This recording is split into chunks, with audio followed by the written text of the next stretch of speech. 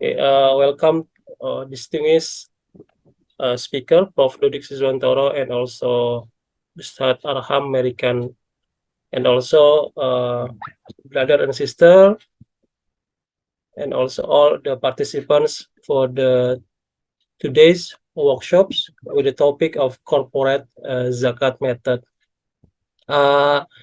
This workshop particularly is a part of the research that is uh, led by Professor Dodik Siswantoro. And today we'll discuss briefly the practice of the zakat method, particularly from the three countries, Arabia, Malaysia, and Indonesia. And for the discussion, we will invite to speaker, Prof. Dodik Siswantoro and Ustadz Arham Americans. Before we proceed to the presentations, let me introduce the speaker. First is uh, Associate Professor Dodik Siswantoro. Uh, for the education, he received the bachelor's degree from the University of Indonesia in accounting, and for the master degree from University Islam Antarbangsa Malaysia, also majoring in accounting. And for the doctoral degree is from University of Indonesia in public administrations.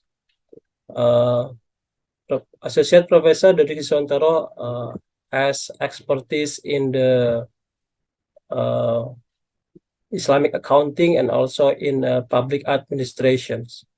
He has published quite a number of the publication in the journal in international index in Scopus and also he has experience in accompanying some students for practicing entrepreneurship and also in accounting and also in other areas in Islamic finance.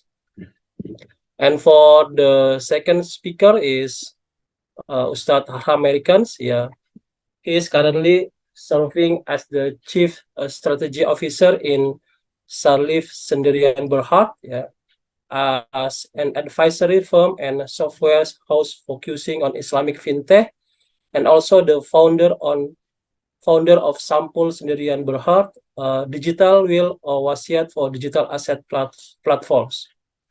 For the educations, he holds a certificate in Islamic Financial Planner by Islamic Banking and Finance Institute of Malaysia.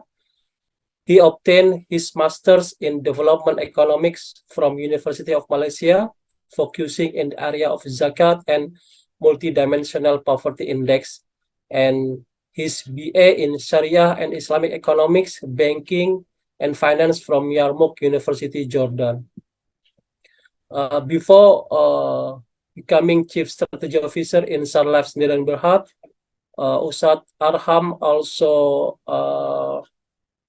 work in former he was a former head of Sharia and governance in Bursa Malaysia Berhad, the Malaysia Stock Exchange, where he was tasked to oversee various Islamic project and development of new Sharia compliant product and services. Okay, that's the background for our speaker. Who gonna first? Pak Dodik or Ustadz Arham? Me. Okay. Time is yours. Pak Dr. Professor Dodik Siswantoro will briefly. Yeah, you first or Ustadz Arham? Me first. Okay. Time is yours. You have 20 minutes enough? Yep. Okay, 20 minutes to present the corporate zakat method in Saudi Arabia, Indonesia, and Indonesia, maybe Yep. for Malaysia, maybe Ustadz Arham will give the practice in that country. Okay, please, Prof. Dodik. Okay.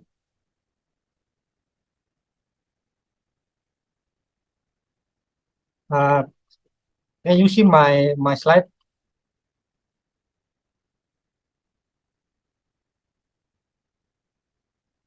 Yeah, yeah.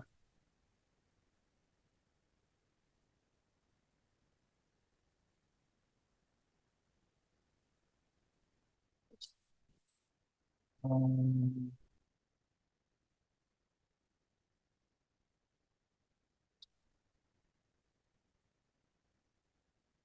right, so yeah. Bismillahirrahmanirrahim. Can you see? Can you hear my voice? Yeah, clear.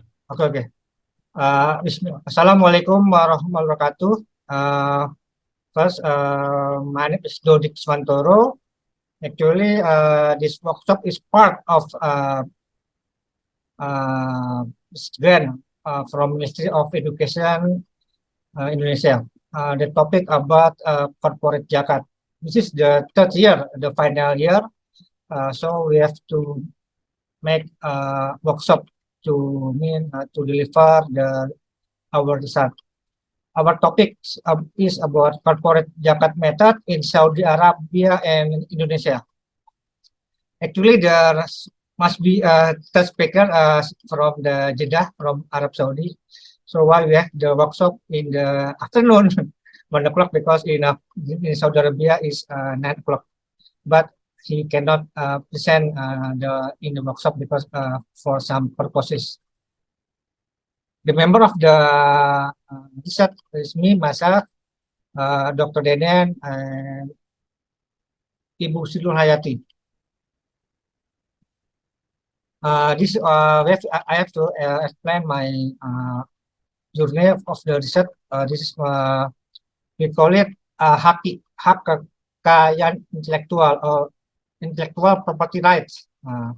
We have made in the first year about how to calculate the corporate method. In the first year, we visited the Bursa Malaysia. This is Ustadz Aham when he was still in the Bursa Malaysia.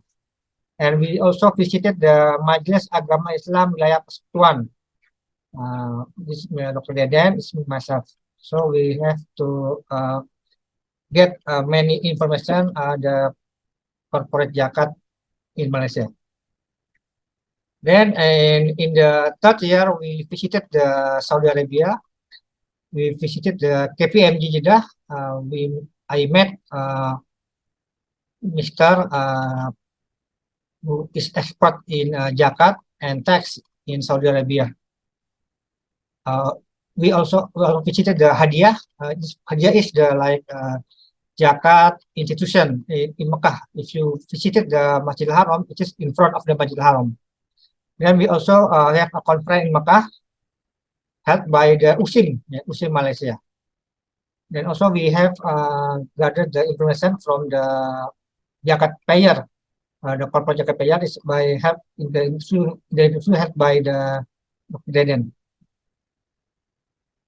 Next, we also publish some papers about corporate zakat. First in the book chapter in the Springerling. Then in this one is in the journal Scopus.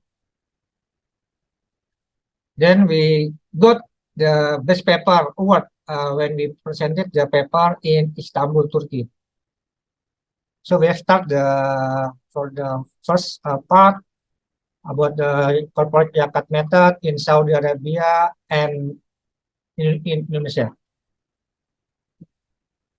Actually, corporate zakat is only known in countries that require companies to pay zakat, such as Saudi Arabia and Kuwait, where many companies already pay zakat. So only in Saudi Arabia and Kuwait is compulsory to harus you have to pay zakat because there is a positive law by the government to pay zakat. Saudi Arabia and Kuwait treat corporate zakat as a substitute for tax. So they don't have to pay tax. The company, they only pay the zakat, corporate zakat. Implementation in Malaysia will also be a comparative study. Company zakat deduction from taxable income. But in Malaysia, misalkan the corporate zakat can be as a deduction from their company taxable income. Total corporate zakat, the value can be 3 billion USD, equivalent to 45.3 trillion rupiah in 2021. Is very huge amount if we can collect the whole corporate zakat.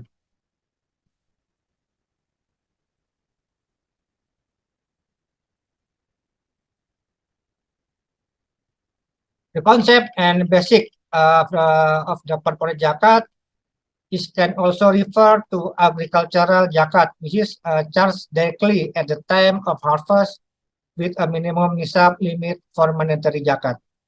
In Indonesia, corporate zakat can be based on Act number 23 2011 and Ministry of Religious Affairs of 52 2014. So the concept and dasar hukum zakat perusahaan itu actually refer to the like agricultural when they harvest they have to pay zakat. Actually, the corporate zakat method in Saudi Arabia we can refer to this site jaca.gov.saudi Arabia. Actually, I have more than about 5 years to find how the corporate zakat is calculated in Saudi Arabia. And then I found by email to public accounting firm. It is KPMG who informed me how. Then we have contact. Then I visit to the KPMG in Saudi Arabia, Jeddah. This one the guideline, the guideline. So you can to get more information, you can go to this website and go to this guideline, the ebook, the zakat general and the executive regulation for the collection of zakat. Actually, those subject to zakat companies in Saudi Arabia who pay zakat is company located in Saudi Arabia and owned by Saudi citizens or citizens of GCC, Gulf Corporation countries, member countries, as well as permanent business establishment owned by Saudi citizens who do not reside in Saudi Arabia. If they meet the requirements as place of business, principal place of management. So harus warga Saudi warga Saudi atau timur yang penduduk Timur Tengah, Teluk Gulf Corporation countries that must be pay corporate zakat. Jadi company itu harus dimiliki oleh warga Saudi. When a company is owned by both Saudi and non-Saudi stakeholder, the portion of taxable income attributable to the non-Saudi stakeholder is subject to tax income. And the Saudi stakeholder share is based of zakat. It is for the non-Saudi, they have to pay the income tax for the company, but the Saudi, they pay for zakat. Yeah, the method, there are 3 methods. So we only, but for this case, for this workshop, we only discuss about 2 methods, but we focus on 1 method, the direct method and indirect method. And the third is the estimated calculation method. Yang ketiga ini, if for the third, if the company does not have the balance sheet or financial statement, so there is estimation to pay zakat. Direct method is similar, like you have read in AAOIV. Add all zakat asset of the taxpayer, including the payable of the taxpayer, deduct the value of obligation that finance the zakat asset. The result is the calculation of zakat base for the taxpayer. But for the indirect method is the other side of the direct method. The external source of fund, the equity at the long-term liability, adjusted net profit for the year subject to calculation. This is a very interesting finding that in Saudi they are divide the equity, the net profit, and the equity. We will explain later. Then it deducts by the non-Jakat asset, like maybe the fixed asset. But actually, the both method will be the same. The result. Now, this is the sample example of the company. The year is 2018 and 2019. This one is the cash, inventory, account receivable, billing, others, and total is 1,400. But the short-term liability, long-term liability, equity, return earning, the total is the same. And then the net income is 150. So how to calculate the corporate zakat in Saudi? First, they use the adjusted net income in 2019 is 150, then add by accrued income of 50. So you can refer to the manual that we mentioned before. What any kind of can be included in adjusted net income. Total is 200. But equity we use at the beginning of year, yeah. 500, 200, and dividend is when they give the dividend, we use at the end of the year 2019, for example, 50. Total is 650, and long-term liability is 400. So they add this one and deduct by the building 500. Others 100. This one. So total is 450. Yeah. Actually, it is similar with the ARV, but in Saudi they divide the net adjusted net income and the equity. But if you refer to the ARV, they don't have this segregation, this differentiation. And then for the zakat base, the adjusted income 200 times 2.5 because is hijrah is 5, and the indirect method is 450 times 2.578 because is you know Masehi solar base, not a lunar base. 365 days. The result is 12, so the total is 17. This is actually how the corporate zakat method is calculated in Saudi Arabia.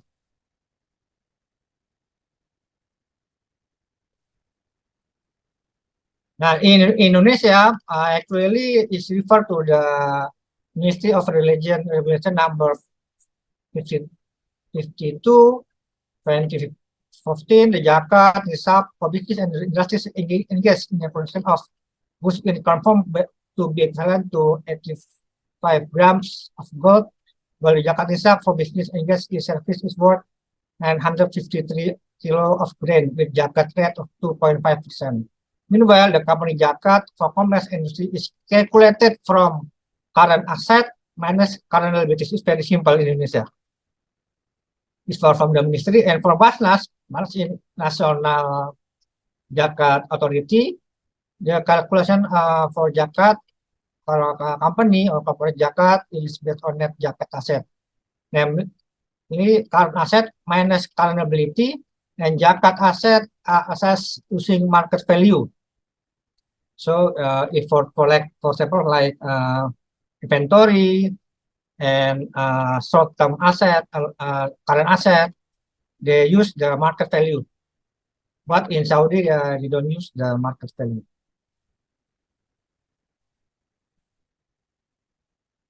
Then we have a proposed method.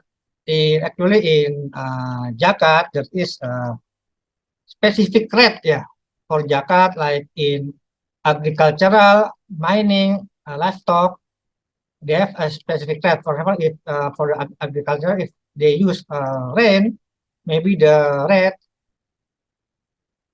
is about 5%. 5%, but if you irrigated the agricultural, you use the rate is 5%. And mining is also have a specific rate,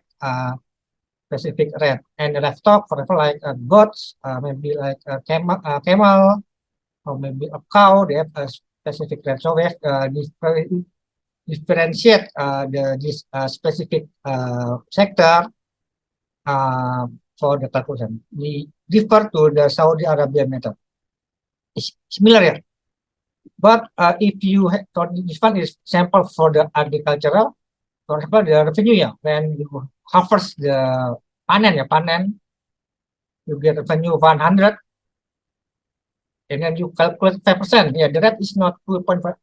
The rate is not 2.5 because if you irrigated the panen, the harvest for the agriculture, the rate is 5%. Yeah, and then you get 20, and then you exclude the harvest on the panen. Maybe then the net income will be decreased because you have to exclude the object of the agriculture that you have harvest first, because you have treat a specific rate 5%. Then the total is 100, this one.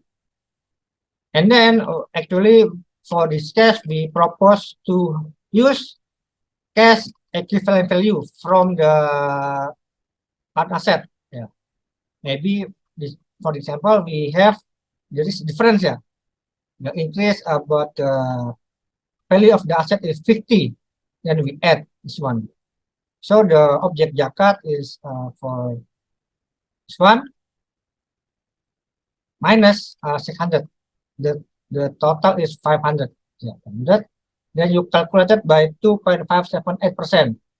The result is 12.8. The total is the Jakat you paid 35. Yeah. This one is higher than you paid if you use the Saudi Arabia method in Saudi. But our proposal, because we have a specific rate, it's part of the FICI for the agricultural, mining, and livestock. Then we have to use that specific rate. Then the final Jakat paid can be higher compared to if use the common method for this calculation. Yeah, thank you. I think that's all, Dr. Deden. Thank you, Dr. Dick, for the brief presentation, explaining the practice of the corporate zakat calculation in Saudi Arabia, particularly, and also in Indonesia, and also some example, on how the company applying the method, and in Saudi Arabia they have three methods, Pak Dodik, they have direct method, I think this is the most simple method, the net zakat asset, indirect method, and the what's the last one? The estimated calculation method, for those who company that haven't the report, and for Indonesia, either from the Ministry of Religious and also from the Zakat Authority, Basnas, they only propose the net zakat asset, the net zakat asset method. Okay,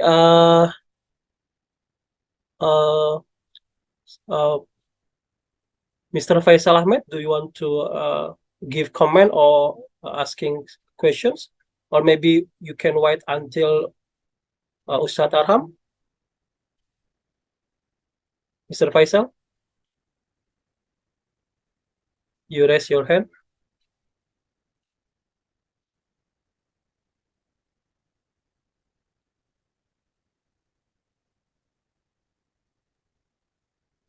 Assalamualaikum. Sorry, sir. Do you hear me, sir? Yes, yes. You want to ask some questions or? Yeah. Yes, sir. Sir, a question, sir. Dodik, sir, in his slide number 14, total paid 35, and on revenue, 5% 100 equals to, sir showed 20. Will it be 20 or 5? That means 100 equals to 5 will be less than mentioned, maybe, sir. Would you please check?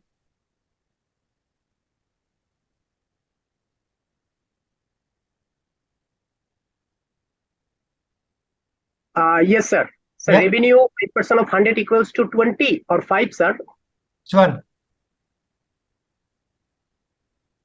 Yes. 100, yeah. Yeah, 5% of 100 equals to 5, sir. Oh, yeah, sorry. Because of total paid Yeah. is too much different from the Saudi Arabian practice. So it Yeah. Yes, sir. Yes, sir. Thank you. Okay, thank Yes, you. sir. Thank you very Yes. much. Thank I you. think I used the wrong slide. Yeah. Okay, it's supposed to be 5, yeah. Yeah. Pak Dodik, yeah. Yeah. Thank you, Mr. Faisal Ahmed, for the correction. Because I use actually this should be 400 to 20. Yeah. Okay.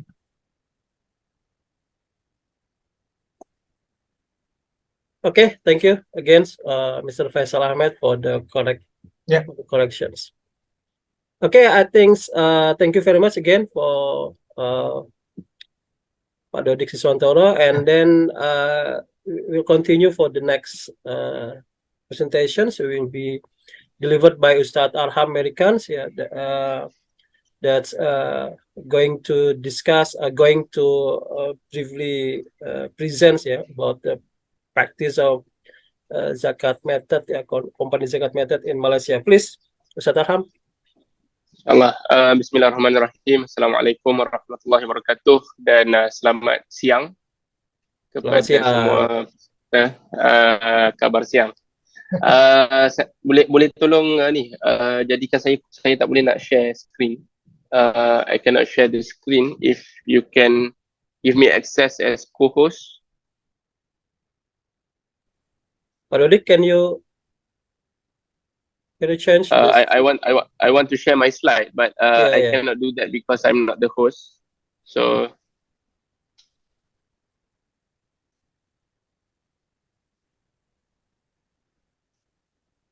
okay, now I can. All right. Yes.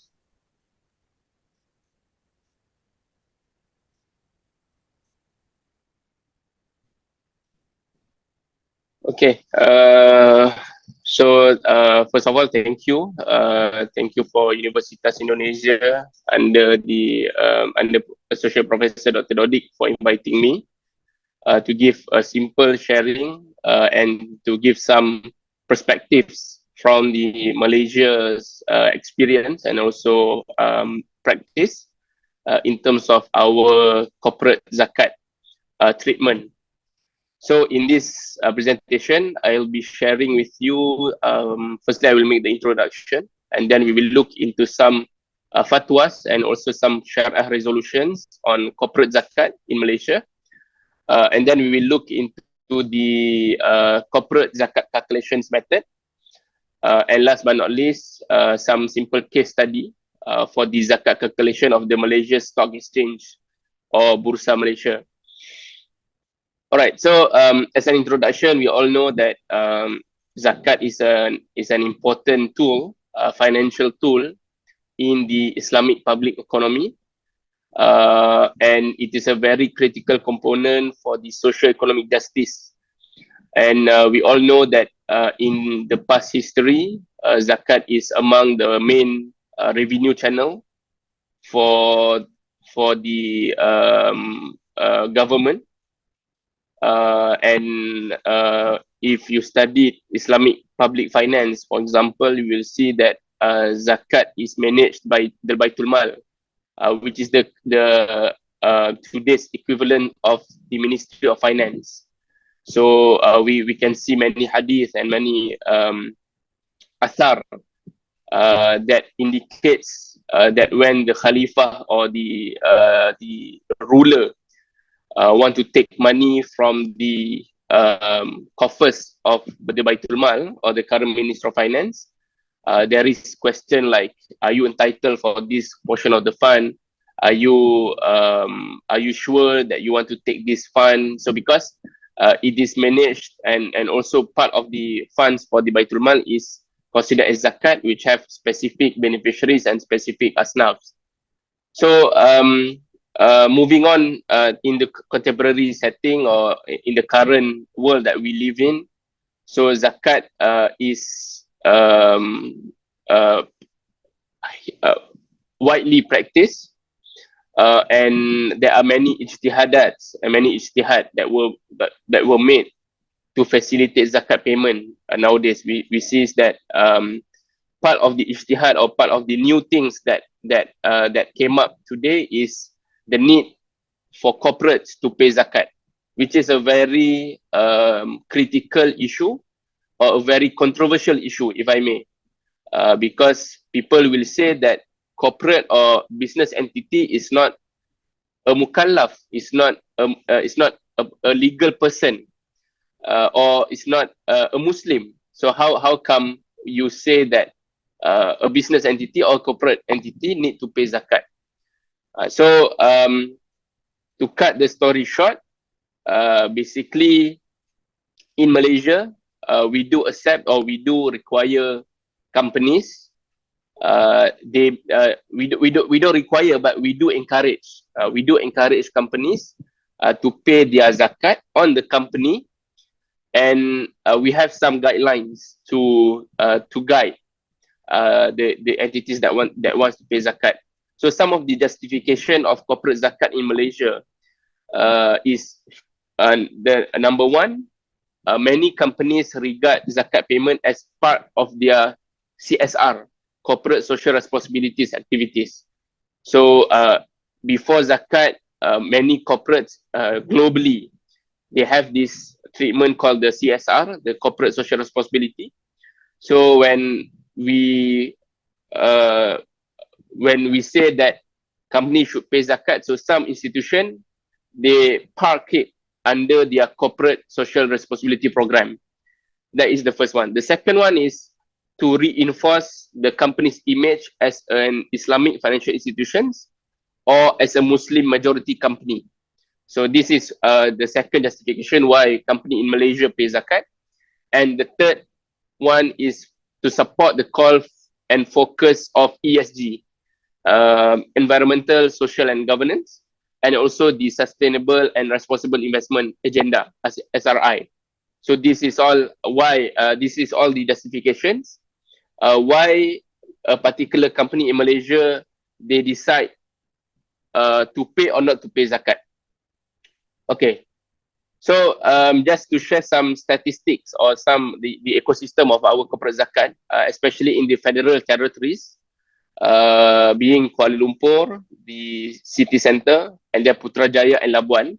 So for the sake of the participants here, in Malaysia we have 14 states.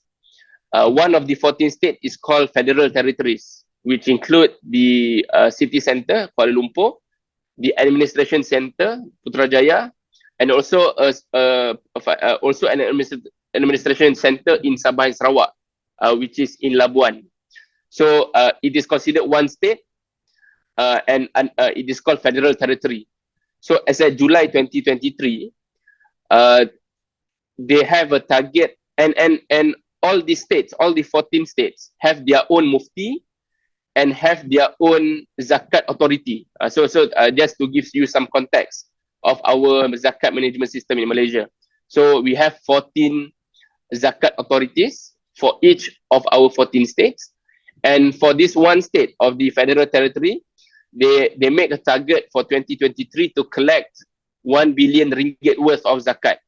So 1 billion ringgit is equivalent to 250 million USD. 250 million USD. So Dr. Dodik was saying that the total corporate zakat globally is at $3 billion. So for our case in Malaysia, for one single state, we had put a target to collect 1 billion ringgit worth, which is 250 million USD. And last year they managed to collect 936 million ringgit. So this year they want to push that target to meet 1 billion. So this is an annual collection. So they are serious in collecting at annual basis around that figure, 1 billion ringgit. And as at July 2023, 60 million ringgit has been collected from 21 corporate entities. So from the 21 corporate, there are McDonald's, Bursa Malaysia, one of them. TV Al Hijrah is a media company. TM, our telecommunication company, which is partly owned by the government. And then we have DagangNet, a technology company. One interesting company, LSH. It is a Chinese-owned company, but they do pay their zakat. And then Bank Muamalat, Bank Pembangunan, these are all Islamic banks. So this is part of the 21 corporate entities that paid their zakat this year. And in Malaysia, we have this regulation where corporate entities are entitled for 2.5% tax deduction. So if corporate pays zakat, basically they can deduct from their tax. And it is at maximum from their aggregate income. And then also in Malaysia, and some zakat authority, for example, our Federal Territory Zakat Authority, they do allow a 50% cashback or zakat back, where if let's say you are a company, you pay 100 million zakat, you will be given back 50 million for you to redistribute it to asnaf, to beneficiary. So you can use the fund as part of your CSR, as part of your corporate social responsibility program. So this is one of the critical feature to encourage corporate entity to pay zakat to zakat authority. Okay, so next, to share you some fatwa and resolution that we have in Malaysia. So first of all, we have to understand that zakat is a state matter under the federal constitution. So we have the federal government and we have the state governments, the 14 states that I mentioned. So zakat is not a federal matter, but it is a state matter.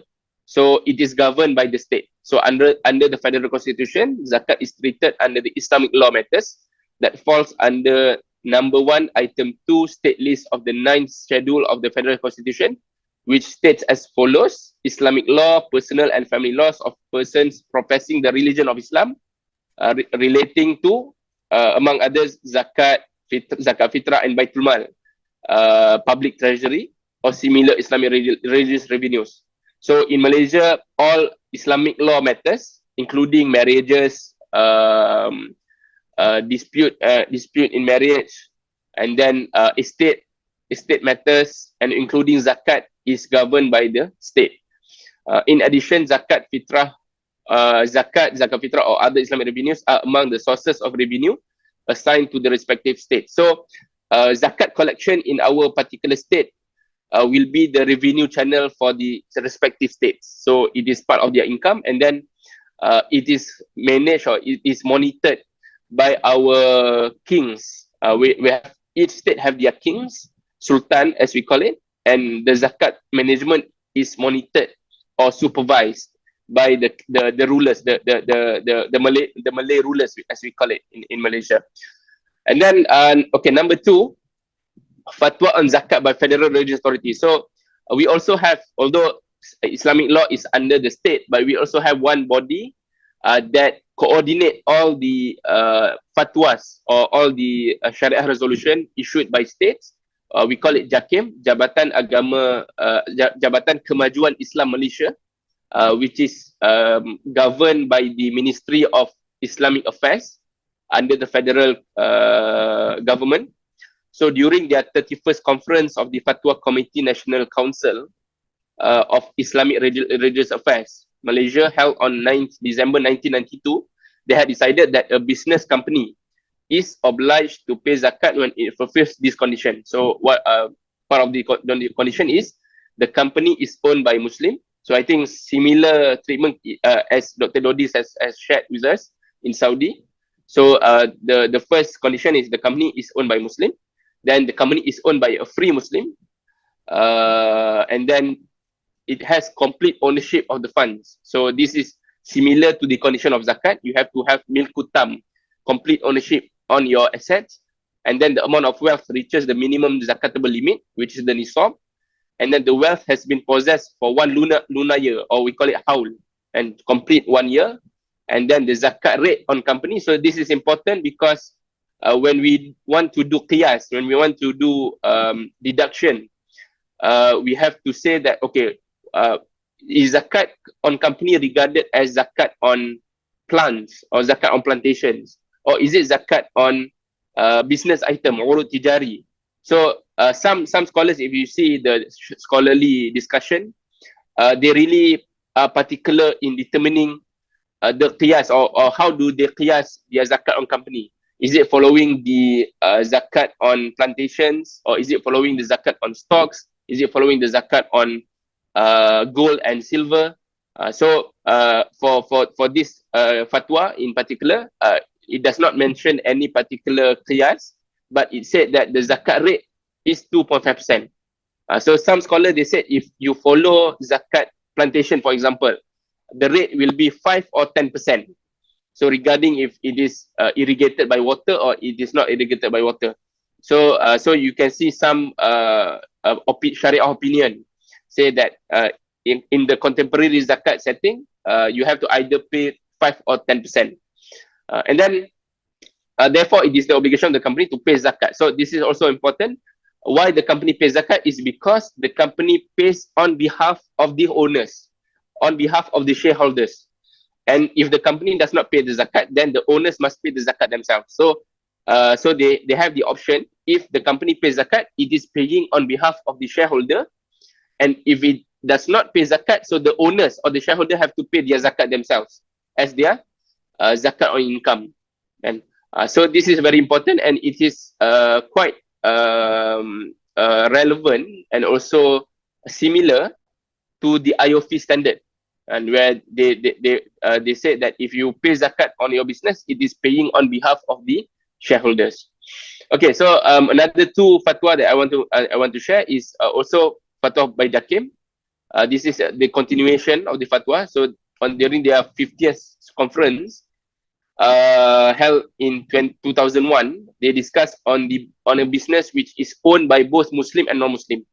So they had decided that zakat imposed will be only on the shares owned by Muslim shareholders. So this is very important because later we will see it will affect our zakat calculation.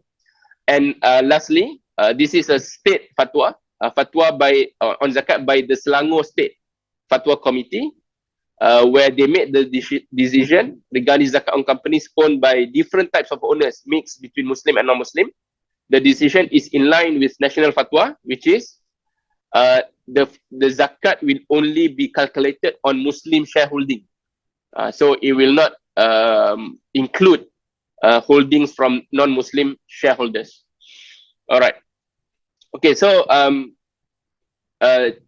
three popular methods in Malaysia. So I think Dr. Dodik mentioned the two, direct and indirect zakat calculation. But in Malaysia, we have three different zakat calculation methods.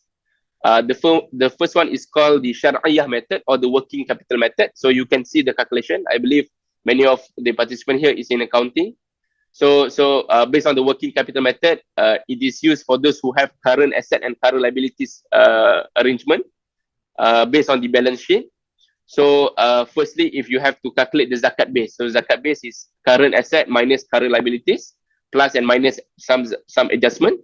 Then based on that zakat base, you times Muslim ownership, the percentage of Muslim ownership, and then only you times 2.5%. Then you get the business zakat payable amount. And the second method is the Urfiyah method, or the net worth or growth capital method. So the calculation of the zakat base is a bit different. You include the owner's equity plus the non-current liabilities minus non-current assets minus fixed assets minus intangible assets, and then plus minus adjustment. So then you then only when you got the zakat base, you times the percentage of the Muslim ownership, and then you times 2.5%. And last but not least, the profit and loss method. So working capital method is the most popular method used by companies in Malaysia. And also many banks in Malaysia, they use this last method, the profit and loss method, because for them it is more straightforward, and then more money efficient, and or tax efficient, and in terms of tax management. So the calculation of zakat base is quite straightforward. You just calculate your profit after tax, then that profit after tax you times your Muslim ownership percentage, and then you times 2.5%. So this is the three corporate zakat calculation method in Malaysia, and we do have a guidance given by the Federal Religious Authority, or JAKIM, the Jabatan Kemajuan Islam Malaysia, to guide companies, especially banks, how to pay their zakat based on these methods. Okay, so last, I think this is a part of my last slides, just to share with you some case study for the Malaysia Stock Exchange, how they calculate their zakat. So the method that they use is a profit and loss method. And the interesting part of this method is in terms of how do they determine their zakat base. So their zakat base basically is included in they have the plus and minus of zakat adjustment. The zakat adjustment include the minus of all share which is non-Sharia compliant, or because you know Bursa Malaysia, or the Malaysia Stock Exchange, we have listed Sharia and non-Sharia compliant companies, and also we have some non-Sharia compliant products such as financial derivatives. So and then we also have Sharia compliant derivatives. So that all income or revenue generated from the products and also services which are Sharia compliant, that is only the portion that we will include that as part of our calculation of zakat. And then in terms of Muslim ownership, so we do calculate the number of Muslim who own Bursa Malaysia shares. So Bursa Malaysia is listed in our stock exchange. So we calculate all the Muslim or Bumiputra shareholders, and then we do exclude sovereign fund. So in Malaysia, we have EPF, the Employee Provident Fund, and also our Kumpulan Wang Amanah Pencen, KWAP, the retirement fund. So this fund, when we discuss it in our Sharia committee, we feel that these funds don't meet the requirement of Milkutam, or the requirement of having 100% ownership. So that's why we excluded these funds, although they hold Bursa Malaysia shares, but because they don't meet the requirement of having a complete ownership, so we exclude that from the zakat calculation. Okay, so last slide. So just to give you an example, so let's say for the case of Bursa Malaysia, so all the figures is for illustration only. So first we calculate the profit after tax, a normal calculation of the profit after tax. So let's say during the year 2020, we got 375 million of profit after tax, and then we do the zakat adjustment. So we exclude all the non-Sharia revenue. So then it will the zakat base will be only 285. So that is the adjusted profit after tax that we want to calculate for zakat. First, we want to exclude all the non-Sharia compliant revenue. Then, based on that zakat base, the 285 million, then we times that by the percentage of Muslim ownership, which is only 15%. Then we got that the amount. Then we times 2.5%. So we got the amount of 1.086 million ringgit worth of zakat. So that is how we calculate the zakat. And I think that is all. So the last slide is on Who is Shah Life. So this one we can read it later. So thank you very much. I think I pass back to Doctor for Q&A, inshallah. Thank you very much, Ustaz Arham, for the presentations. Yeah, quite interesting about how the Malaysia tried to increase the amount of the company zakat collections. Yeah, what is quite interesting is for the federal itself is approaching 250 million US dollar Ustaz Arham meaning that if we multiply by 14 states, it could be quite approaching 3 billion that Dr. Dodik mentioned in the beginning. So meaning that the potential of company zakat around the world is, I think, is bigger than 3 billion, supposed to be like that. Correct. Yeah, if I'm not mistaken, our total zakat revenue for all the Malaysia is around 2 billion ringgit annually. So 2 billion is around 500 million USD. And I remember, I think one of the scholars, Sheikh Ali Quradari, the Secretary General of the Ittihad Ulama Islami, he said that based on his calculation, the amount is around 100 billion if all the company and all the Muslim pay their zakat globally. MashaAllah. Very, very big amount. Hopefully we can reach that. Okay. Thank you again, Ustaz Marham. So I think we can proceed to the Q&A. Mungkin Bapak Ibu ada pertanyaan, komentar atau klarifikasi. Tadi saya lihat ada beberapa orang yang saya kenal, ada Dr. Dadang, kemudian ada Dr. Nur Jamaluddin beberapa orang yang saya kenal, kemudian ada beberapa dosen-dosen lain yang saya lihat ada di participants. Jadi silakan, please, if you have some comments or maybe clarifications about the practice of corporate zakat di Indonesia, di Malaysia ataupun di Arab Saudi, mungkin Bapak Ibu ada yang ingin sharing dan sebagainya, dipersilakan. Silakan Bapak Ibu, please, or maybe from our participants from abroad, if any other questions also, please. Silakan Bapak Ibu, ada? Tadi Pak Dadang saya lihat nyalain kamera, mungkin Pak Dr. Dadang. Siap, izin. Ini pakar, he's expert in Islamic accounting also from SEBI. Silakan. Thank you, Mr. Arham.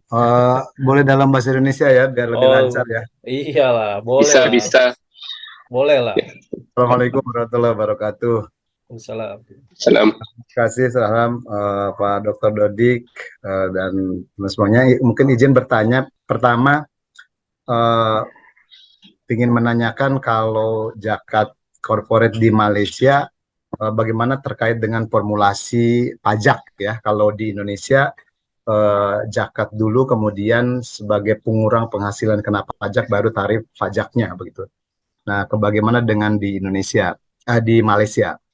Satu lagi, jika pemegang saham sebuah entitas perusahaan yang perusahaannya itu sudah membayar zakat corporate-nya, zakat perusahaannya, bagaimana dengan dividen yang dia terima, apakah masih objek pajak atau tidak?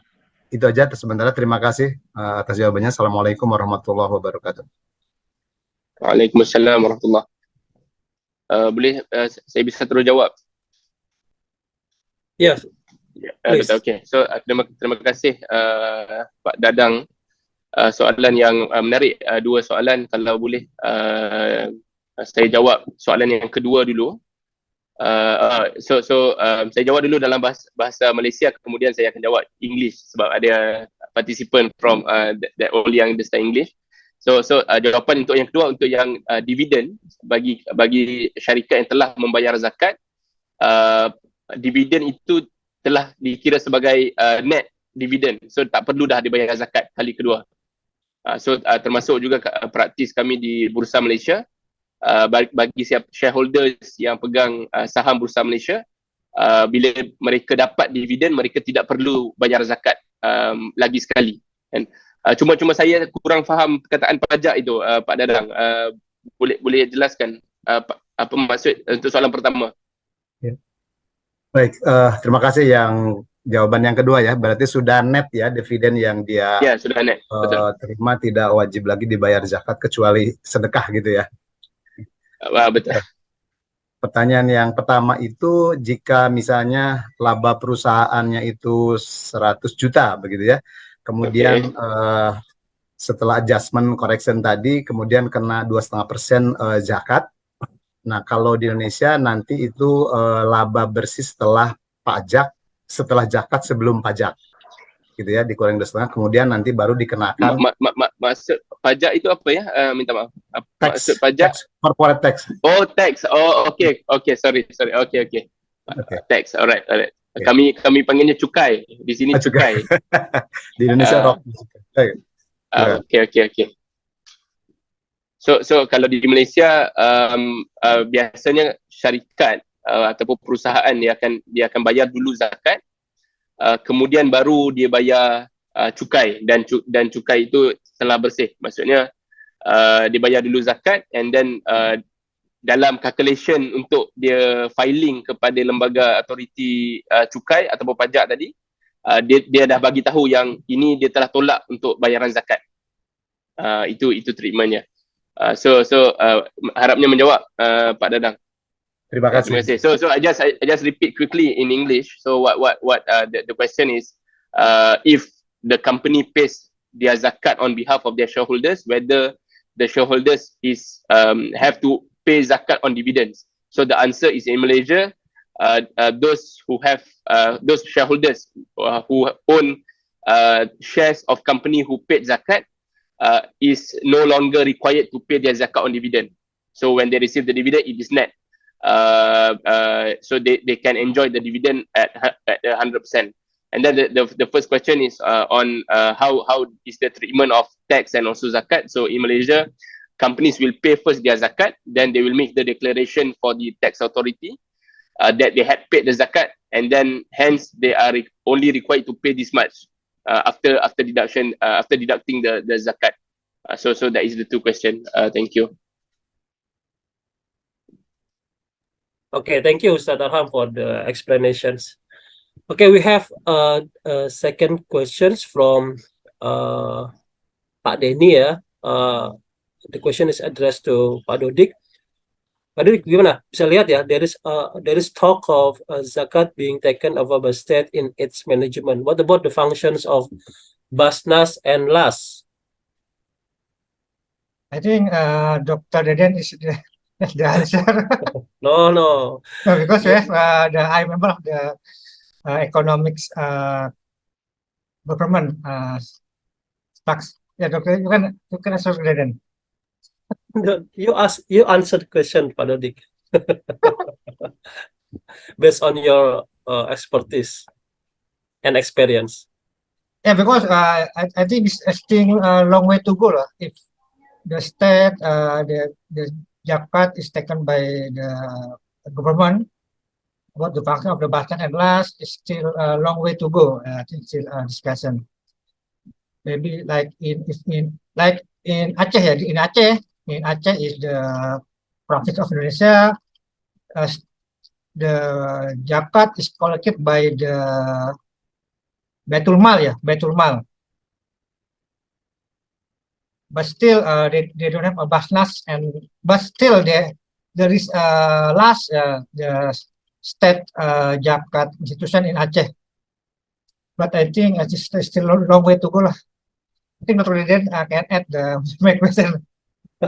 Yeah, it's also in summary that in the practice in Indonesia, there is two bodies that collecting zakat from government, that is Basnas, and also from the people or from the private institutions, and not in I don't know, based on the regulation, supposed to be only one, yeah. And the private is supporting the action or the things that managed by government. But in reality, both institutions or both bodies do complementary each other, ya. We cannot rely on only on one side for at the moment, ya. Maybe seperti itu ya, Pak Dodik ya. Jadi dua bodies ini ya, baik pemerintah maupun private or owned by people ya, or public, itu both are important ya. Karena ini gitu ya Pak Dodik ya. Mungkin seperti itu Pak Denny. And also Mr. Muhammad Basiruddin asking, maybe Pak Arham, can you explain again, do people pay both zakat and tax in Muslim countries? Maybe in Malaysia? Yes. Yeah, so interesting question. So just if I may share some historical perspective, how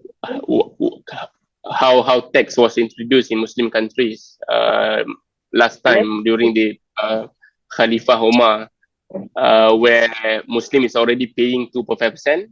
So then Khalifah Umar decided that and the non-Muslim have also have to also pay their share amount of contribution. So the tax back then was also the same rate as zakat, which is 2.5. Then life moves on. Then now in Malaysia, for example, our company tax rate is around 25%. 25% maximum, 20 to 25. So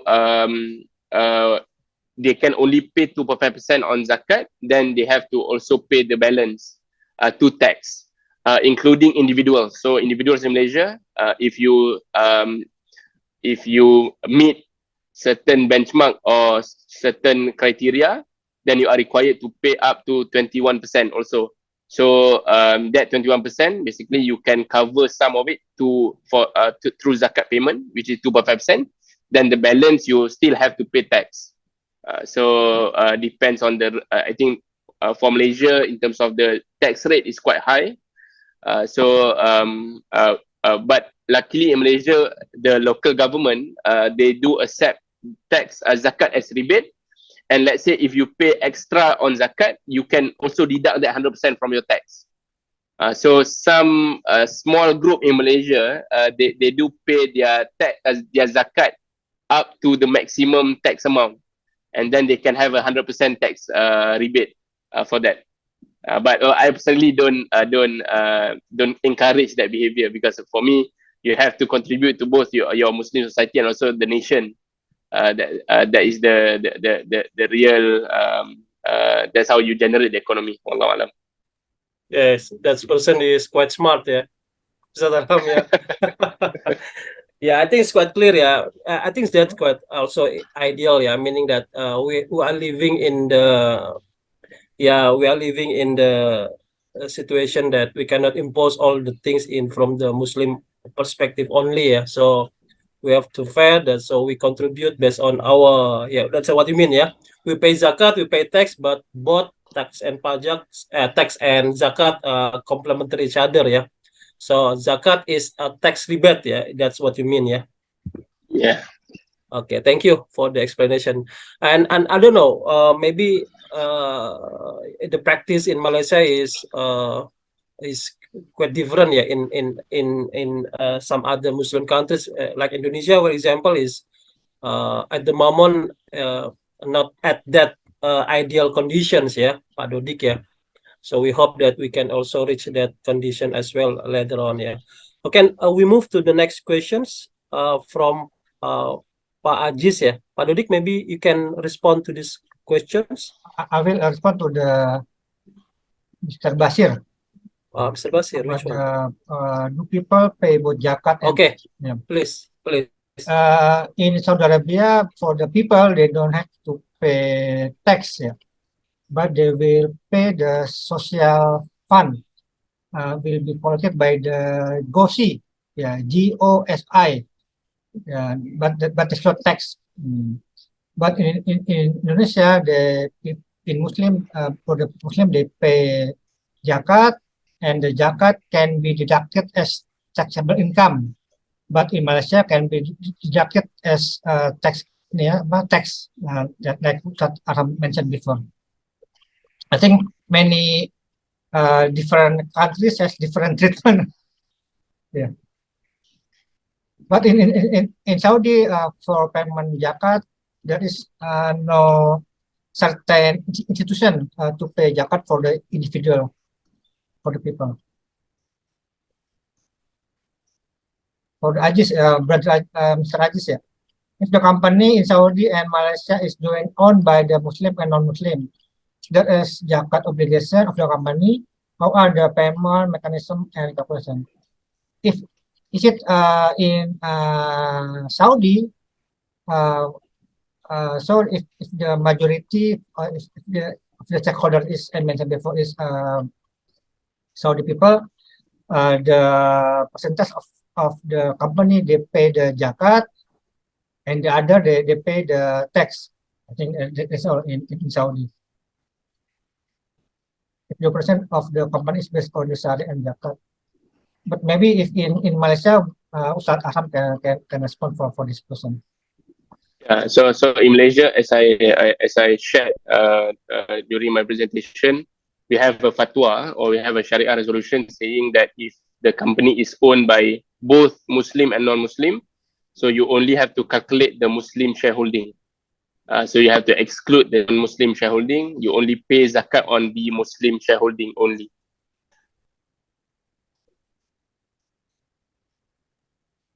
Thank you for the action. Yes, for the participants, you can raise questions directly through the voice or through the chats ya. Bisa ya Pak Dudi kan ya? Yeah, can. Yeah, you can, yeah, for particularly And Mr. Muhammad Basruddin, you can directly ya. Assalamualaikum. Can you hear me, sir? Waalaikumsalam. Yes, please. Okay, sir. Actually, we calculate zakat based on our asset, and we calculate tax based on our income. So, how these two are interconnected in a Muslim country? I mean, my question was whether zakat payment and tax payment, they coincide in some point. That was explained by one of the speakers, but still, I want to know, as the base are different, I mean, zakat on asset and tax on income, so how these two are accommodated? I need to know that particular point.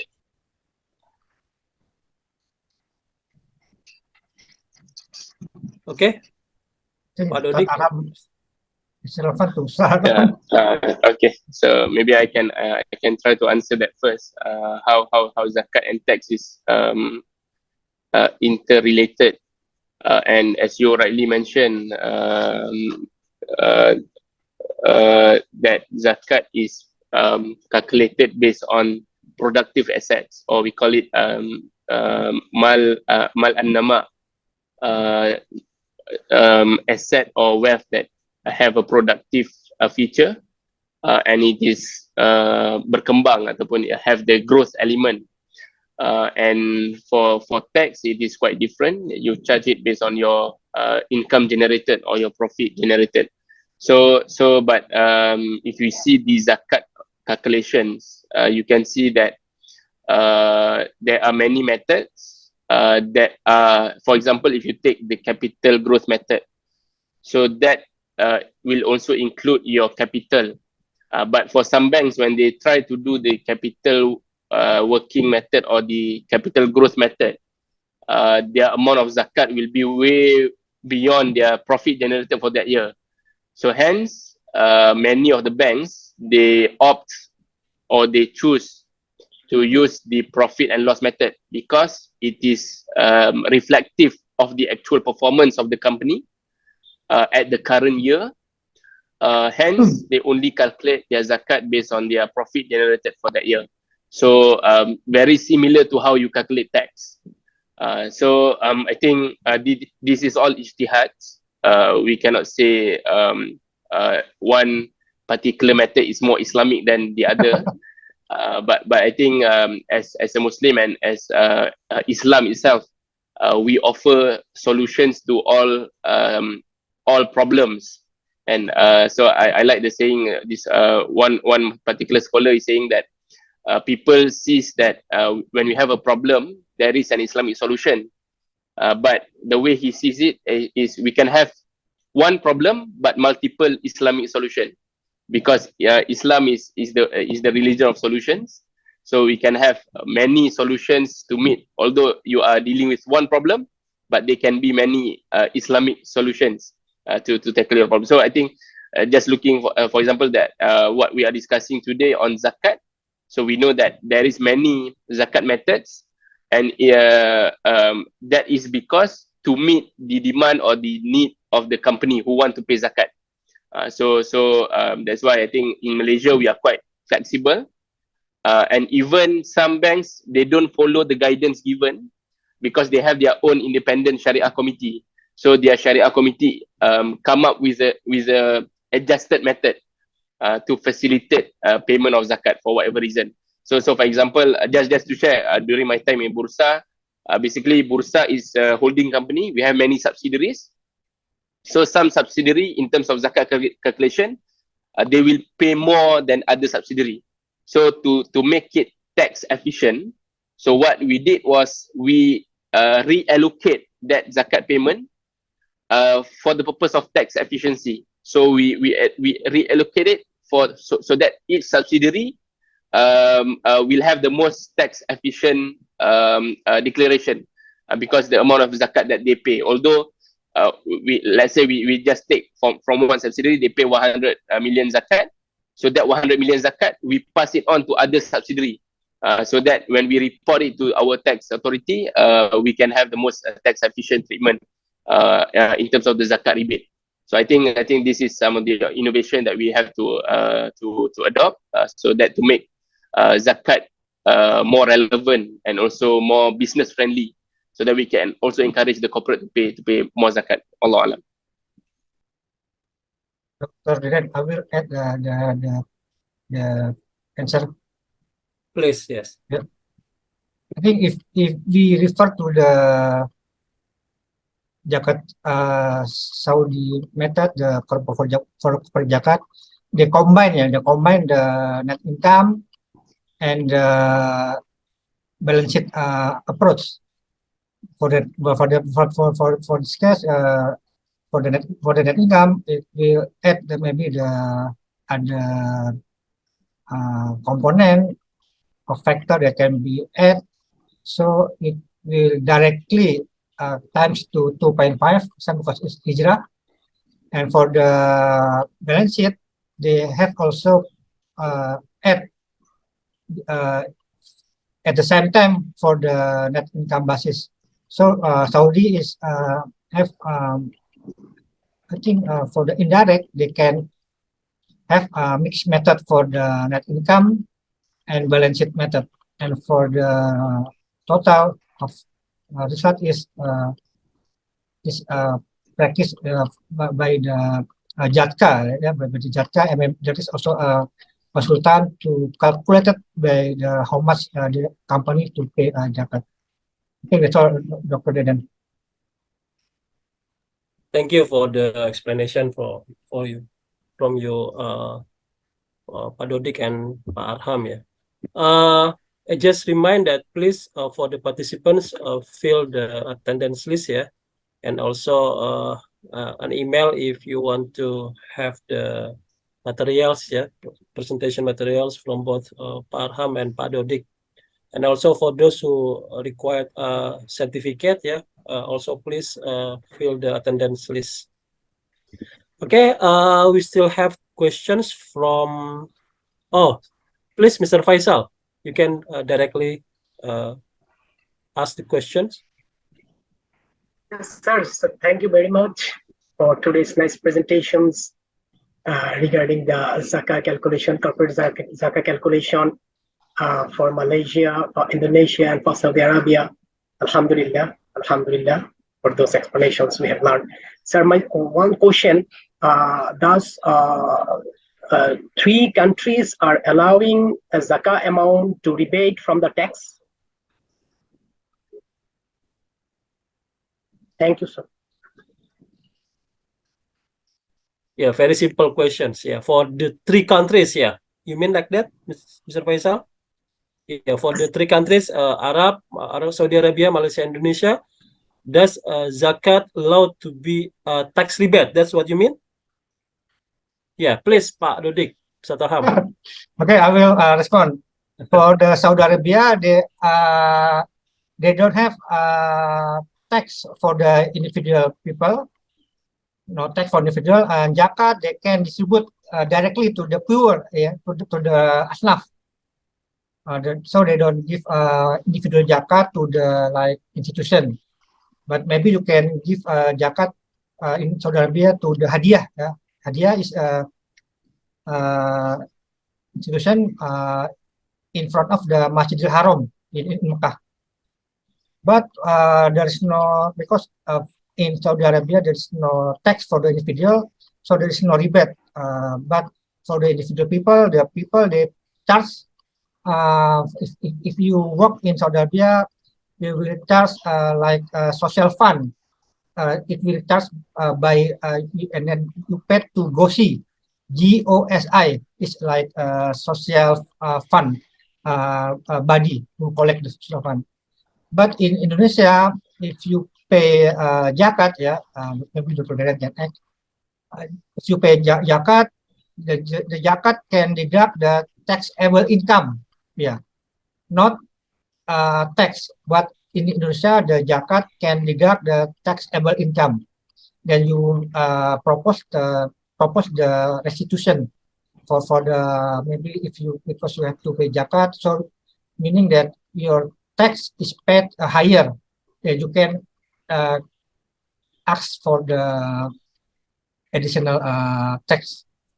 But in Indonesia, the zakat only deduct the taxable income, not the tax. Yeah. Okay. In Malaysia, if I may continue the question, in Malaysia, our zakat is considered as tax rebate.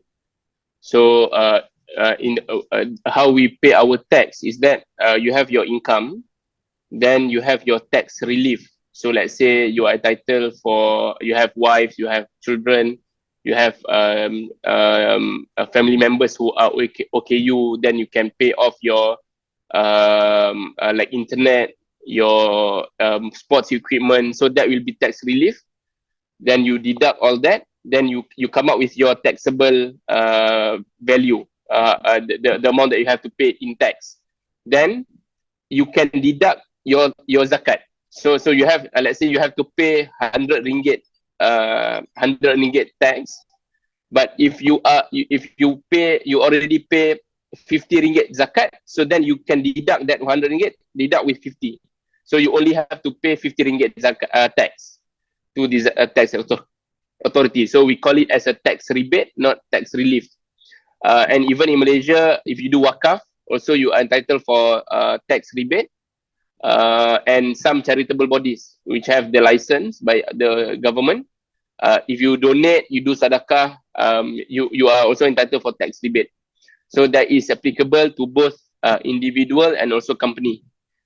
So in Malaysia, and then just to answer the one question in the chat, yes, in Malaysia our zakat is managed by state, but it is not considered as revenue to state. It is the revenue to the religious authority, which is under the Sultan or under the Majlis Raja-Raja. And so state government cannot touch the amount of zakat, and all zakat will only be distributed to the 8 asnaf or the 8 beneficiaries. But there are some collaboration. For example, for social security purposes, let's say you have found one poor family, so you know that zakat will give some, and then the government assistance will also be given. So the poor family will receive 2 charitable donation, one from zakat and one from the government.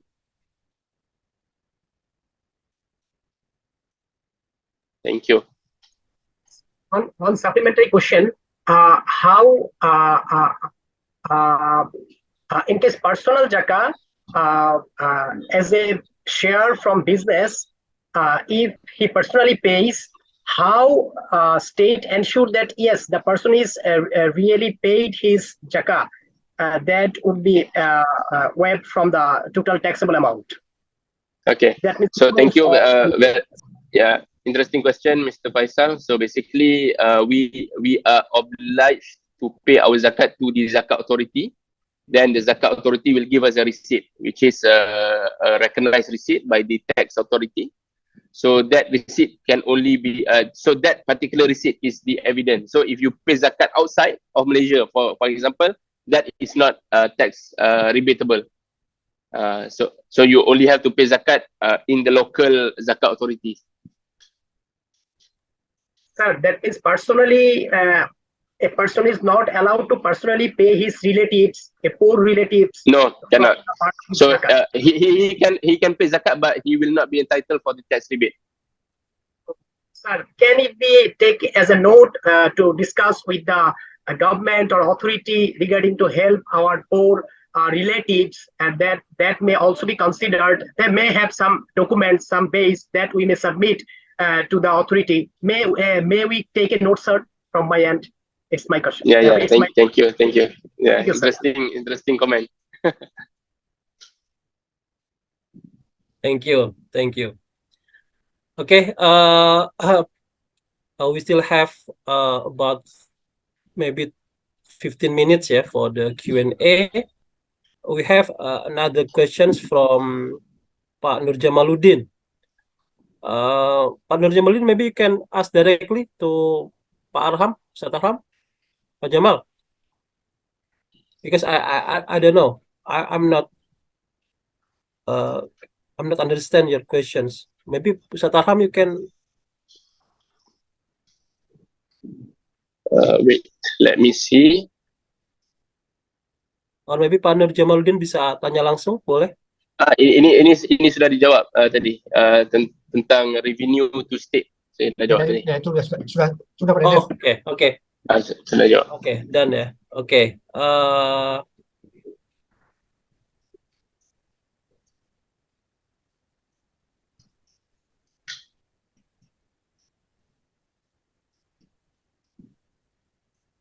Okay, any other questions?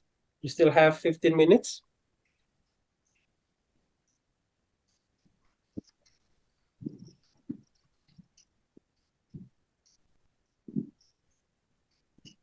By the way, Ustaz Arham,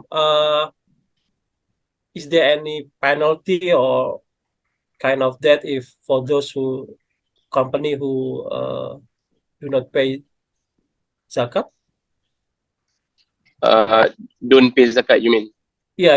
In terms of the regulations. Okay, Not in terms of Sharia, in terms of regulation in Malaysia. In terms of so I think in terms of Sharia, we are clear. Yeah. Some company may pay and some company may not pay. But if they don't pay, the shareholders are responsible to pay their own zakat. In terms of regulations, no, we don't have any penalty, or we don't have any. It is not considered as an offense if you don't pay zakat. So many companies in Malaysia, they do pay zakat because of image, reputation, and they want to show that they want to attract the Muslim consumer. So for example, McDonald's, the way that they want to really encourage Muslim to eat McDonald's is they announce their payment of zakat annually. So besides halal certification, they want to show that they also have their social responsibility for Muslim by way of zakat. And recently when the Palestine issue, so MACD Malaysia, they say that they donate to Palestinian NGOs. And we know that MACD Israel, they donate to Israel, but MACD Malaysia, they donate to Palestine. Because when the news of MACD Israel comes out, many Malaysians start to boycott MACD in Malaysia.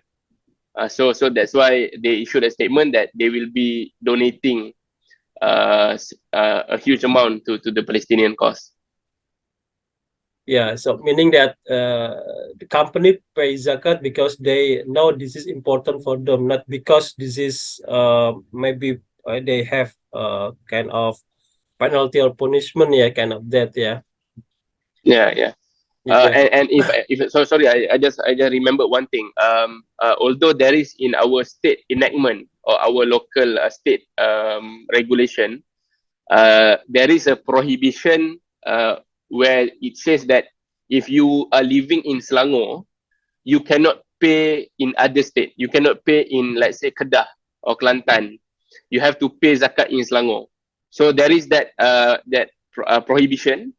But if you ask the zakat authority, they say that as long as you pay zakat, it doesn't matter lah. You can pay to any state that you want. We will not enforce that penalty. So by right, the enactment says that you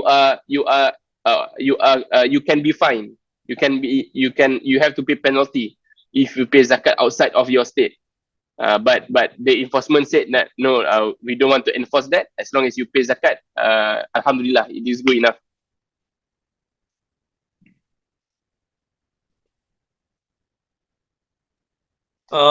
One more question, yeah, from me. Yeah. This is also very important from the perspective of general relation between tax and zakat. Yeah, one of the the government in some Muslim countries worry that if they allow zakat, the tax will drop. What do you think? It is happen in Malaysia, meaning that you get from one pocket, but you receive from other pockets. Yeah, it means that it is just same. What do you think on that? Yeah, interesting question, Doctor. So yes, as I mentioned, there is one very minor group who is on an annual basis, they pay their zakat at maximum and they don't pay tax. So that is one. And then, as I mentioned, in Malaysia, we have that system where if you pay zakat at a particular amount, you pay a very big amount of zakat, the zakat authority will give you back maximum 50% back, so that you can redistribute that to asnaf. So you can the question earlier on whether you can pay to your family members, so that can be done. If you get your 50% zakat back, then you have to redistribute that to asnaf. Then you have to report to the zakat authority. So what happened is, when people receive the zakat back, then they use their rebate for tax, and then when they want to redistribute, they redistribute to NGO or to badan which have a tax rebate also. So they are entitled for double tax rebate. So when we ask this question to our tax regulator, they say that this is a very isolated issue. They don't really care.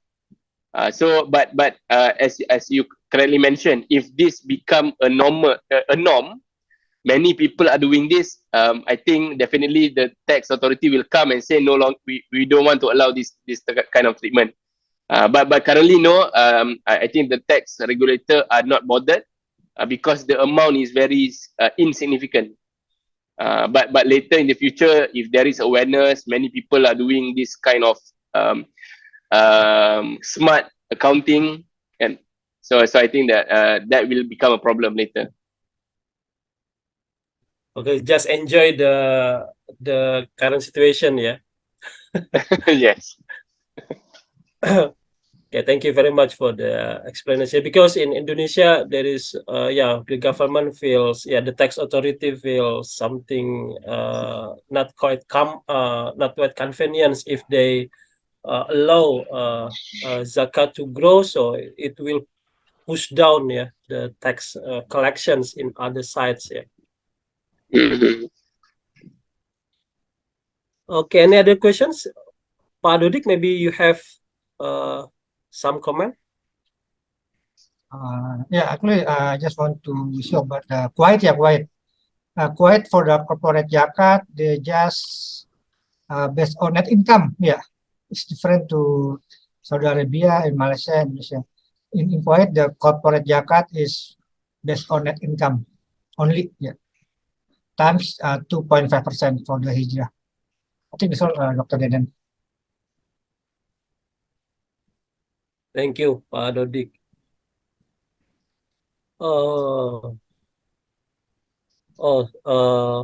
Mr. Faisal asking, what does it mean in English? Which one? The last one that we discussed, I think, yeah, Ustaz Arham, yeah. Sir, in the form of Which one? what does it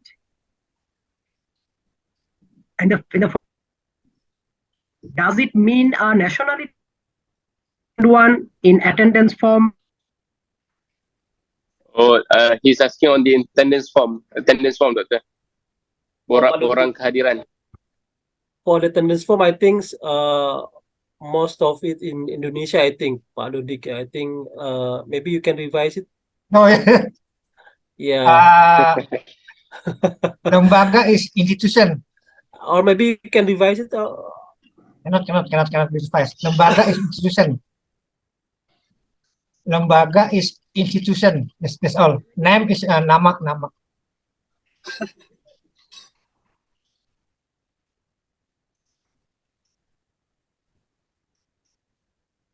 Yeah, Mr. Faisal.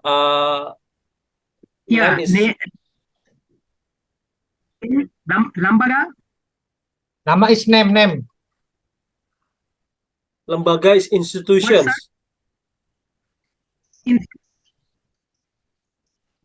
Okay, thank you, sir. Sorry. Okay, thank you, sir. Yeah.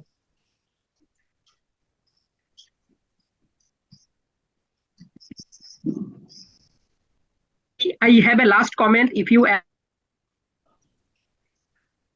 Yeah. I think still mood. Still mood. Yes, please, Mr. Faisal. Faisal, yeah.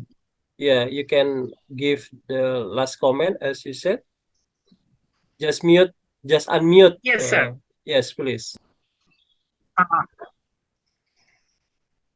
Sir, thank you, sir. Sir, and Zaka Foundation, but fully acquainted with activities and procedures of to make a survey foundation, but is a large Muslim country in the world, and 90% are Muslim. We are for totally tax-based, and Zakah is a national issue in our country, and obligatory by law, only obligatory from the point of view, mandatory. I think today's may make a knock also to think system that we may point of view to work on the a good impact on the community with the tax system. We can make an alignment, a huge amount of obligations by paying zakah, and from today it. So my comment is, provide you a thank, and if required, I will to make recommendations to the country, sir.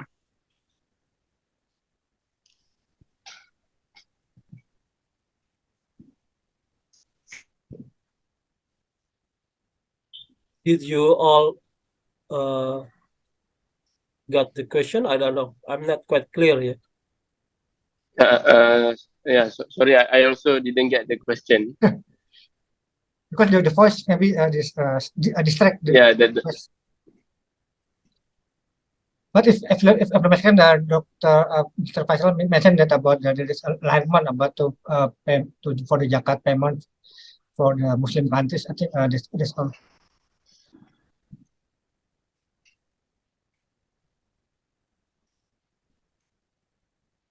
Mr. Faisal, I'm sorry, we didn't get the question, so because the voice is distracted, yeah.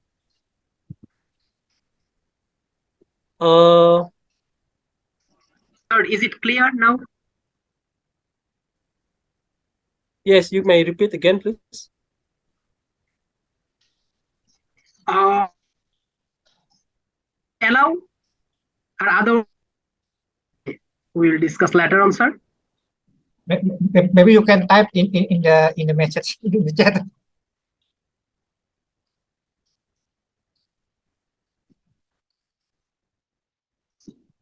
Yeah, so I think while we are waiting for the question to be typed, just to share one interesting development in Malaysia when we have this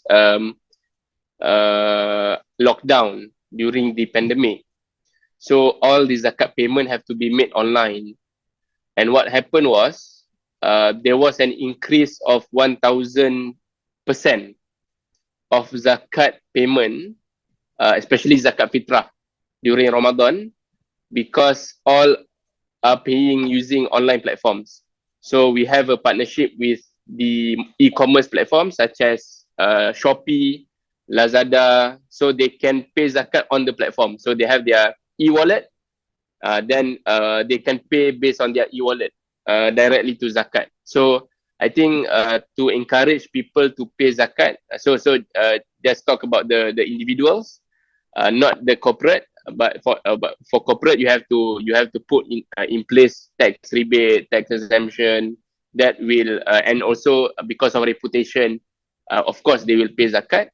But for individuals, digital adoption have to be made. You have to allow many digital platforms. So to make the zakat payment easy. So the case in point is that in Malaysia we have that increase of 1,000% during the pandemic, during the lockdown, where people there's a lot of people that have not paid zakat because they feel that you have to meet physically, you have to shake hand, you have to say the niyat, you have to say the doa, then only you pay zakat. But there is an increased trend of awareness where we say that no, you can pay zakat online, you niyat in your heart, then especially now many digital platform, after you pay zakat, they will have a pop-up of doa, so you can pay, you can read the doa yourself. So that gives some comfort to those who are paying zakat. So my point is on the digital platform, I think the way forward to increase the zakat payment is to make it digital. Wallahu alam. Yeah, digitalization, yeah. Yeah, one of the things that quite important, yeah, through digitalization to increase the amount of zakat payment, yeah. Interesting. Okay, I think we are approaching the last minutes. Maybe Pak Dodik, you have some other things that to be said? I think enough, Dr. Deden. Enough. Ustaz Ahram, any other things you want to say? Thank you for having me, insyaAllah. Okay, I think we are approaching the last session, yeah. So no conclusion, I think, yeah. I mean, it's quite clear. Yeah. I think it's quite clear, yeah. The practice in Saudi Arabia, Malaysia, Indonesia, yeah. For some aspects, I think we can learn, yeah, on how the Saudi Arabia and Malaysia, the practice of zakat for corporate, and also Indonesia for some stages, I think. Also have some positive aspects, yeah. Even though that maybe some other aspects need to be improved, yeah, learning from other countries as well. But for all the things, I think these three countries can become the the best prototype for countries applying corporate zakat, and also maybe can be replicated in other areas as well. Yeah. And then maybe we can take a photo. Photo, okay. We can ask all And the I'll say, yeah, please, the participants, if you yes, please, turn on the camera. yeah, please, if you are able to turn on the video.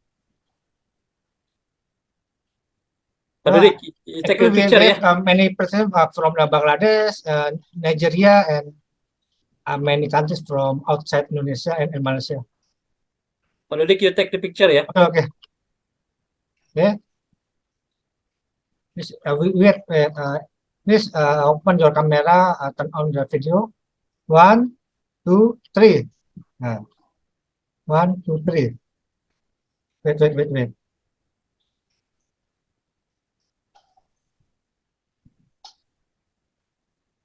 We take again. 1, 2, 3. Yeah. Okay.